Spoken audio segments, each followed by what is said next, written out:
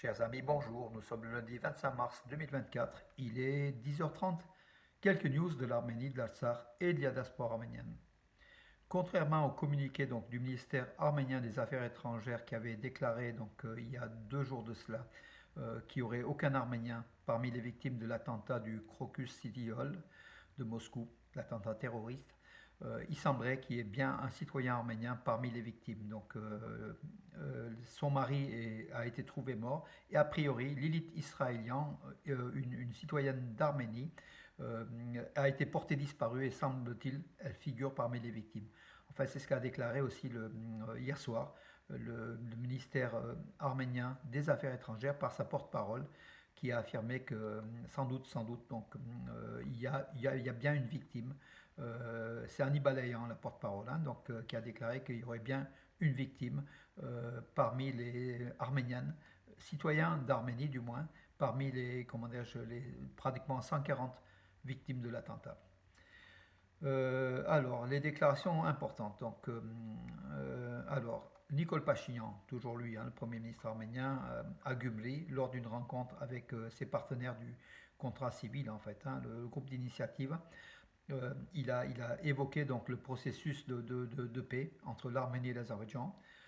Il a par contre fait une déclaration assez forte. Donc il a dit: nous assistons à une transition très douloureuse de l'Arménie historique à l'Arménie réelle. Ça veut dire quoi?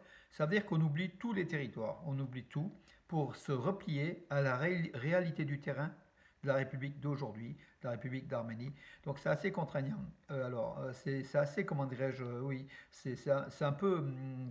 je suis le Premier ministre de cette Arménie, en fait. Il a dit, en fait, regardez, il y a 2 jours, une séance de questions-réponses à l'Assemblée nationale a eu lieu, c'est ce que Pachinian a dit, et l'un des députés a utilisé l'expression Arménie historique dans sa question. Et j'ai répondu que je ne suis pas le Premier ministre de l'Arménie historique, je suis le Premier ministre de cette Arménie, la vraie Arménie. Et je veux partager avec vous l'idée qu'à mon avis, ce qui s'est produit, tout d'abord, dans notre esprit, dans un certain sens, une transition très douloureuse de l'Arménie historique à l'Arménie réelle est en train de se produire. Ça veut dire, attendez-vous encore à des, comment dirais-je, à des recoquillements du territoire de la République d'Arménie, en fait, tout simplement. Oublions les territoires, oublions l'Arménie historique. C'est ce que dit Nicole Pachinian, qui a annoncé cette transition douloureuse, en espérant qu'il n'y a pas d'autres annonces douloureuses plus tard. Parce qu'en fait, hier, une trentaine de personnes ont été arrêtées en Arménie, accusées de détenir illégalement des armes. En fait, c'était des personnes qui étaient à la frontière dans la région de Tavouche, qui étaient vers Voskepar, en fait, voilà, Nerkin Voskepar ou Verin Voskepar, qui étaient en train comment dire, de s'entraîner pour défendre le sol, le territoire arménien, en fait. C'est des combattants en dehors de l'armée arménienne, ce sont des engagés du mouvement, c'est un mouvement Mardagan Yerpayrutun, donc fraternité combattante, qui compte quelques dizaines de membres armés. Ils ont été arrêtés, Tout cela, peut-être que, comment dirais-je, Pachinian prépare la transmission des territoires arméniens, de certains territoires arméniens de la région de Tavouche, tout en affirmant que les 4 villages arméniens ne sont pas concernés avec Voskepar, mais on croirait, enfin, on a du mal à croire, d'autant plus qu'une carte a été publiée par Arm Times, donc c'est le Haïgan Jamanak, c'est un site proche du gouvernement arménien, qui affirme qu'aucun territoire de la République d'Arménie n'est cédé à l'Azerbaïdjan. Faux, et je peux vous dire que c'est un haut responsable de la région de Davouche qui me l'a annoncé hier, que toutes ces cartes, c'était des fausses cartes, tout simplement, pour ne pas alarmer la population. Or, il y a bien une transmission de territoire à l'Azerbaïdjan pour éviter la guerre, pour faire, justement, Pachinian a dit, si on ne transmet pas, c'est la guerre dans une semaine. En fait, voilà, si vous voulez la guerre, c'est ça. Une politique vraiment comment dirais-je, ou une réelle politique, mais qui est basée sur la peur de l'Azérie. Donc voilà comment dirais-je, la position de l'Arménie et de Nicole Pachinian, qui est prêt aussi à transmettre des territoires arméniens à l'Azerbaïdjan dans les jours à venir, à voir, à voir. En tout cas, le peuple, lui, n'est pas d'accord. Voilà.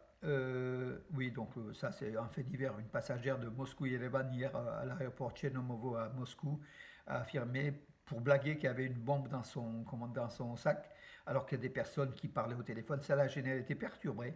Elle a fait cette annonce. Elle a vite été, comment dirais-je, conviée au poste de police pour expliquer ses paroles. C'était pas du tout le cas, c'était une blague tout simplement. En tout cas, le vol Moscou-Yerevan a été retardé pour cela.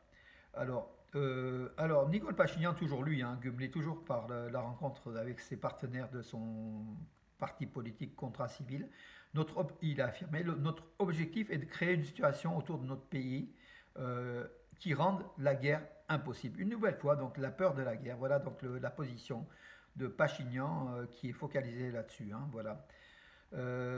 Alors oui, hier, un registre de condoléances a été ouvert à l'ambassade de Russie à Yerevan.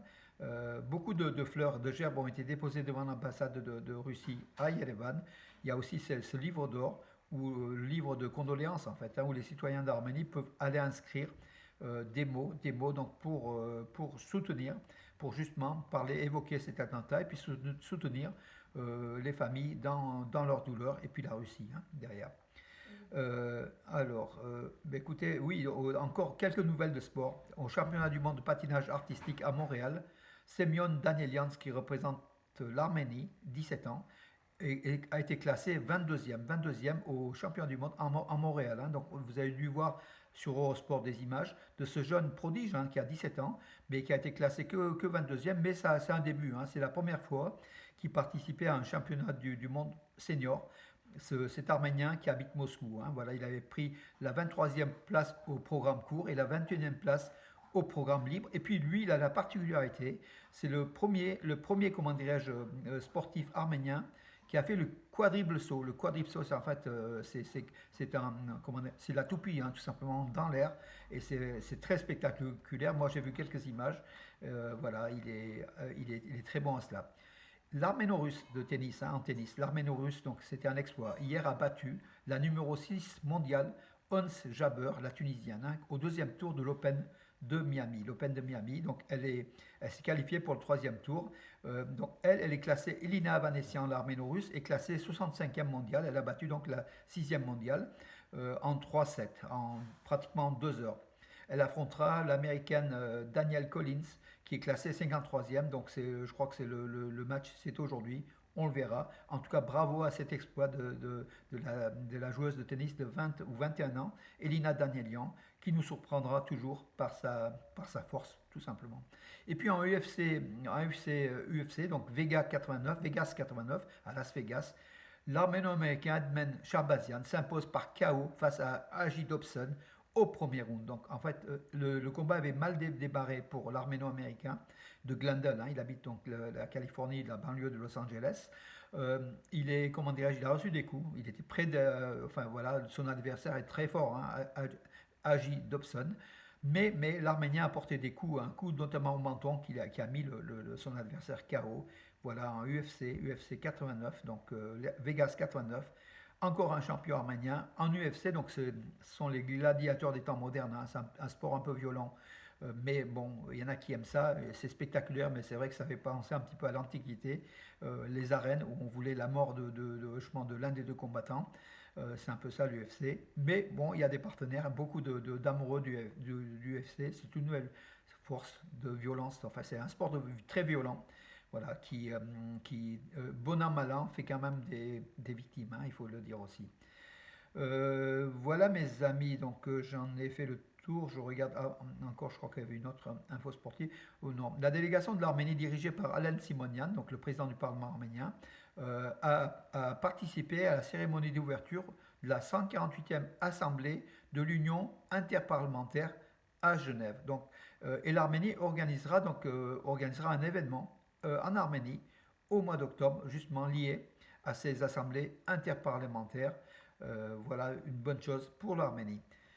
Voilà mes amis, écoutez, j'en ai terminé aujourd'hui pour les news. Donc, par contre, je vous donne rendez-vous donc demain bien sûr pour les news, mais surtout ce soir à Radio Arménie. Radio Arménie, donc c'est à Lyon, Vienne, donc c'est sur FM, hein, vous pouvez l'écouter, mais surtout vous pouvez écouter sur radioarménie.net ou .com, pardon, radioarménie.com, en direct, donc l'émission de à peu près 1 heure de Rajak, Nechté, et puis de moi-même pour les nouvelles donc, de news du sport. Voilà. Ce soir, à 19 heures. Donc branchez-vous à Radio Arménie si vous voulez écouter 1 heure d'informations liées au Hometman de Cordoba. En fait, sera interviewé le responsable du Hometman de Cordoba en Argentine. Et puis nous, nos nouvelles aussi, hein, liées au sport arménien. Et puis voilà mes amis pour aujourd'hui. À demain.